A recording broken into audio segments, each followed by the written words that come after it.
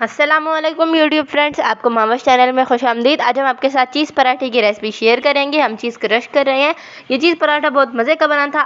हमने आदम्स की मोज़रेला और चेडर चीज़ यूज़ की है। हमने ज़्यादा सी चीज़ क्रश कर ली है। अब हम इसमें ऐड करेंगे चिली फ्लेक्स। आप अपनी मर्ज़ी से बहुत सी चीज़ें ऐड कर सकते हैं।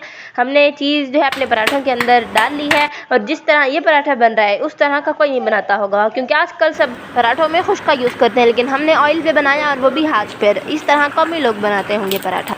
तो अगर आपने चीज़ी और यमी यमी रेसिपीज देखनी है और मामश चैनल के मज़ेदार से व्लॉग्स देखने हैं तो हमारे यूट्यूब चैनल को सब्सक्राइब करें, शेयर करें और लाइक करें।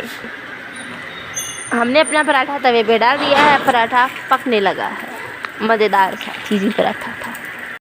हमने पराठे को बल वाली शेप दे ली, यानी कि चीज़ी बल वाला पराठा। वाह, थोड़ी सी हमारी चीज़ मेल्ट हो गई थी और ये हमारा पराठा रेडी हो चुका है। अब हम इसको ट्राई करके बताएंगे कैसा बना। आप भी ट्राई कीजिएगा और कमेंट कीजिएगा कि आपका पराठा कैसा बना।